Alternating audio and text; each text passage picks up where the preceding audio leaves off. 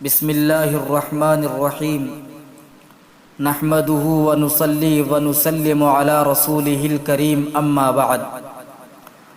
محترم سامعین کرام، اسلامی تاریخ کے بہت ہی مشہور و معروف بہادر اور با اثر بادشاہوں میں ایک بادشاہ محمود غزنوی رحمۃ اللہ علیہ گزرے ہیں۔ ان کے دربار کا ایک بہت ہی خاص اور دلچسپ واقعہ اس وقت مجھے ذکر کرنا ہے۔ اس واقعے میں ہم سب کے لیے بہت بڑی عبرت اور اہم پیغام ہے۔ مولانا جلال الدین رومی رحمۃ اللہ علیہ نے اس واقعے کو مثنوی کے اندر نقل فرمایا ہے۔ واقعہ یہ ہے کہ ایک مرتبہ دربار شاہی لگا ہوا تھا۔ تمام وزراء امراء دربار میں موجود ہیں۔ سلطان محمود غزنوی رحمۃ اللہ علیہ تخت شاہی پر جلوہ افروز ہے۔ بادشاہ کے ہاتھ میں شاہی خزانے کا ایک نہایت قیمتی موتی تھا۔ بادشاہ نے وزیر دربار سے سوال کیا کہ بتاؤ اس موتی کی قیمت کیا ہوگی؟ وزیر دربار نے اس موتی کو اپنے ہاتھ میں لیا اور انتہائی توجہ انہماک کے ساتھ اس موتی کو جانچا پرکھا اور کہا، بادشاہ سلامت، یہ موتی نہایت قیمتی چیز ہے۔ بندے کی رائے میں اس موتی کی قیمت 1 من سونے کے برابر ہوگی۔ یہ سن کر بادشاہ نے کہا، بہت خوب، ہمیں بھی اس کی قیمت کا یہی اندازہ تھا۔ پھر بادشاہ نے حکم دیا کہ اس موتی کو توڑ دو۔ بادشاہ کا یہ حکم سن کر وزیر دربار نے بادشاہ کی طرف انتہائی تعجب اور حیرت کے ساتھ دیکھا اور کہا، بادشاہ سلامت، میں اس قیمتی موتی کو کیسے توڑ سکتا ہوں جبکہ میں شاہی خزانے کا محافظ اور نگراں ہوں؟ میں اس موتی کو توڑ کر شاہی خزانے کو ضائع نہیں کر سکتا۔ پھر بادشاہ نے یہ موتی نائب وزیر کو دکھایا اور اس کی قیمت کے بارے میں سوال کیا۔ نائب وزیر نے کہا، بادشاہ سلامت، اس موتی کی قیمت کا اندازہ کرنے سے میں عاجز ہوں، یعنی اس موتی کی کوئی قیمت میں متعین نہیں کر سکتا۔ بادشاہ نے کہا کہ اچھا، تو اس موتی کو توڑ دو۔ نائب وزیر نے عرض کیا، بادشاہ سلامت، ایسے قیمتی موتی کو آپ کیوں توڑوانا چاہتے ہیں؟ شاہی خزانے میں اس موتی کا ثانی ملنا محال ہے۔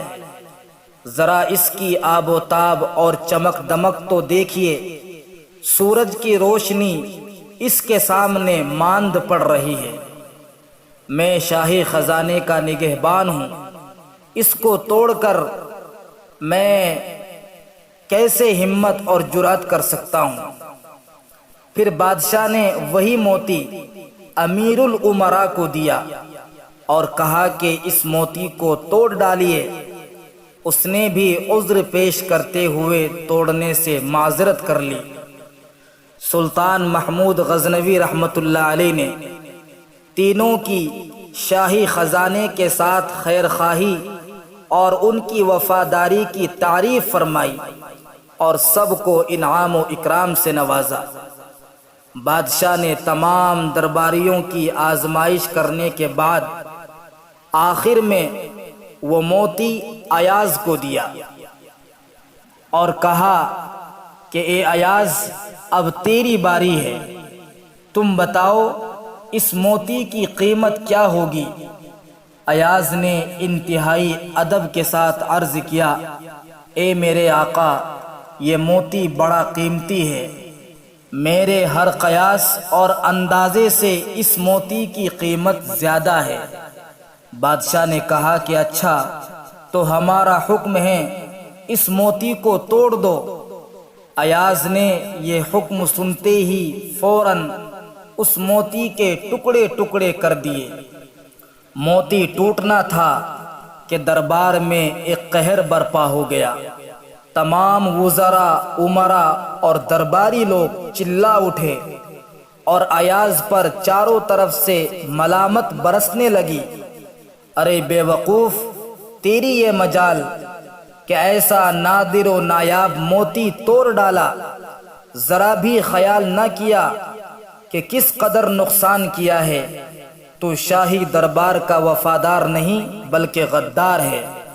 ساری ملامتیں سن کر ایاز نے بڑے اطمینان کے ساتھ کہا، اے میرے ساتھیو، ذرا دل پر ہاتھ رکھ کر بتاؤ کہ موتی کی قیمت زیادہ ہے یا بادشاہ کے فرمان کی؟ مجھے بتاؤ کہ تمہاری نظر میں بادشاہ کے حکم کی اہمیت زیادہ ہے یا اس حقیر موتی کی؟ تم سب نے اس ہیرے کو دیکھا، اس کی قیمت اور ظاہری چمک دمک کو دیکھا، مگر حکم دینے والے کو نہیں دیکھا۔ میں نے بادشاہ کے حکم کو دیکھا، موتی کی ظاہری چمک دمک کو نہیں۔ بادشاہ کے حکم کے سامنے یہ موتی حقیر ہے، اس کی کوئی اہمیت نہیں ہے۔ اور کہا کہ وہ روح ناپاک اور بدخصلت ہے جو ایک حقیر پتھر کے سامنے بادشاہ کے فرمان کو ٹھکرا دے۔ جب ایاز نے بھرے دربار میں اس حقیقت سے پردہ اٹھایا تو تمام ارکان دولت کی آنکھیں کھل گئی، اور ایاز کو ملامت کرنے والوں کا یہ حال تھا کہ شرمندگی اور ذلت کی وجہ سے ان کی گردنیں اوپر نہیں اٹھتی تھی۔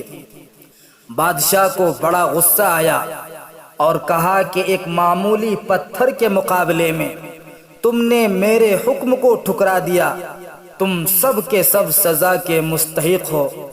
مگر نیک سیرت ایاز نے ان تمام کے لیے بادشاہ کے دربار میں سفارش کی۔ بادشاہ نے قبول فرمائی اور ان سب کو معاف کر دیا۔